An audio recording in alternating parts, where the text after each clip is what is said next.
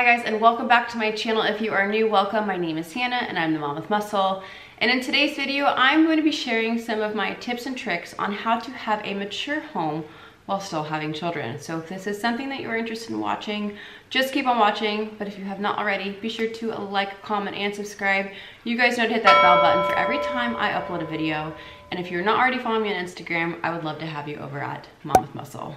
Without further ado, let's get into this video. So a couple takeaways before getting into these tips and tricks. If you're just clicking on this video, you have absolutely no idea who I am. My name is Hannah and I'm a mom of two beautiful girls. I have a 3-year-old named Ryder and I have a 2-month-old named Sway. So one thing that I strive for in my home is keeping a beautiful, curated, clean home. Now I know a lot of that can be difficult when you do have children, so I have composed a very short list of ways that I keep my home looking the way it does.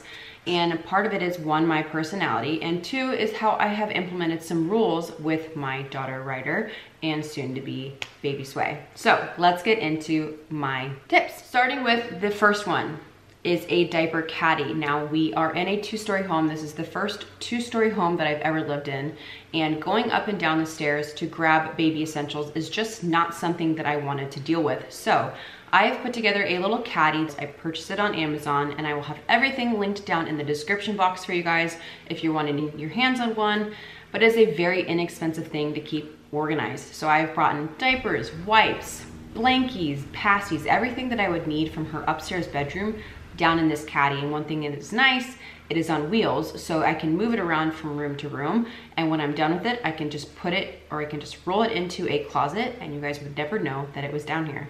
So that is the first tip on this list. Bless you. Bless you. Tip number 2 is having a designated play. Bless you. Sway is sleeping right next to me. Tip number 2 is having a designated playroom. Ryder has the luxury of having a playroom down here. We transformed a guest bedroom that is downstairs into her designated space to have all of her toys in her playroom. Now, if you don't have the luxury of having a designated room, I would designate a closet or a under the stairs storage space. If you're in like a condo or apartment, somewhere where you can have a designated spot to have their items and all their toys housed.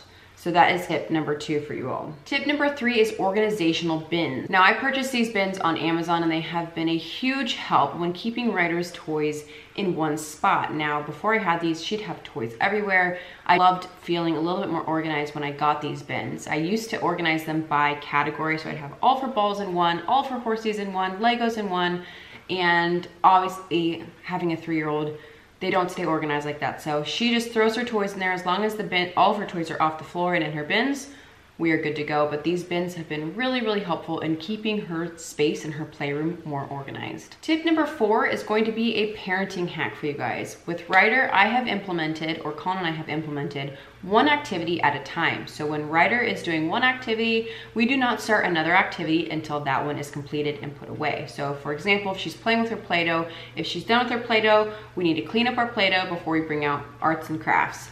And this has helped keep a more organized space. It allows me to not have stuff everywhere, and she knows that when she's done with one activity, then we clean up and we can move on to the next. And one thing to make it fun is we do the cleanup song, and she really gets into it. It helps her understand that we can't just have a bunch of stuff everywhere we want. We need to have rules, we need to implement having a clean home, having a clean space, and she has really responded well to this tip. So that is the next item on my list. So moving into how I keep my items in my home. Obviously, if you guys are new, I used to work for Restoration Hardware, and a lot of the items that I have in my home are from Restoration Hardware. And as you guys know, RH is no cheap thrill. These items are very expensive, even at an outlet discounted price. I'm very finicky with my items, and I have taught Ryder how to respect our items. We are sitting at my dining table. This is a table that we sit at every single night to have our dinner. The top of it is marble. If you're familiar with marble, marble is a very, very finicky material. It is very porous. It stains easy. It leaves ring marks very easily. So a couple things that I have implemented is simple placemats and coasters. She knows every single night to grab her coaster, to grab her placemat at her table spot, and that's where we put our plate and that's where we put our drink. She knows that is just part of our daily and nightly routine for dinner. Another item we have implemented, the chairs that I'm sitting at have an ivory fabric top. Now, as you guys could imagine, Kids are very messy when it comes to eating. Spills, we have spaghetti, we have pizza sauce. She knows to put down a towel before she sits on her chair. This is just something that we have implemented in our home to help keep our chairs and items looking clean. She just knows that's part of the drill. She grabs her placemat, she grabs her coaster, she grabs her towel, she sets it down. We have dinner. When dinner's done, she knows to put all that stuff away. And this keeps the longevity and my chairs looking great. So that is kind of the next tip that we have implemented here. Now, when it comes to fabrics material, there's 2 cleaners that I highly recommend. Anything that has fabric on it, I always Scotch guard them before anybody sits on them. They're all Scotch guarded. Now, if you have mistakes, if you have accidents, as when we have children, I swear by the dry eraser and Folex trick. Now, if you have not caught my home hack video, I will link it here in the cards for you, but this is just kind of different tips and tricks when it comes to living in your home that I have come up with. And the dry eraser and Folex is one thing that I swear by. You guys give this video a thumbs up if you have tried Folex and it has worked for you after my recommendation. But I swear by Folex. We will Folex and dry erase if there are accidents, but the towel trick is a really great way to just keep your chairs looking great without getting a bunch of stains on them. So that's the next item. Now, kind of the last tip that I want to talk to you guys is I have stuff everywhere here. I have breakables, I have vessels, I have candles burning all the time, and that's how it is here. This is not just to show you guys and then I take it away and put nothing out on my tables. I have implemented in my home special things.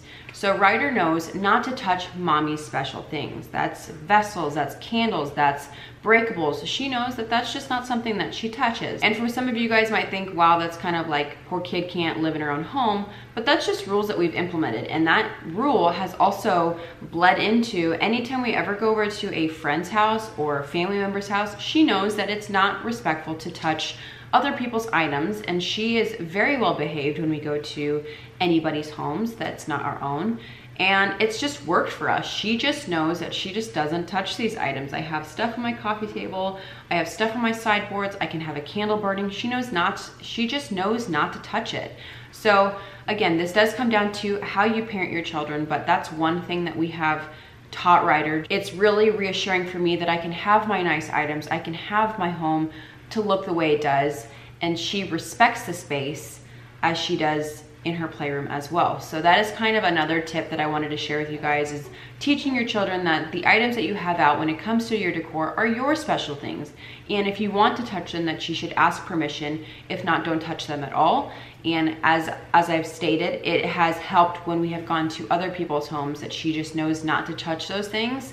And if she does, there are consequences, because as we know, some things are breakable, especially when it comes to flames and candles and stuff like that. You just don't touch them. So that is the next thing that I wanted to kind of share with you as well on this tips and tricks. All right, you guys, and that is it for today's video. I hope you guys got some inspiration. If you do have children, that you can achieve a beautiful space and you can have your items while still having children.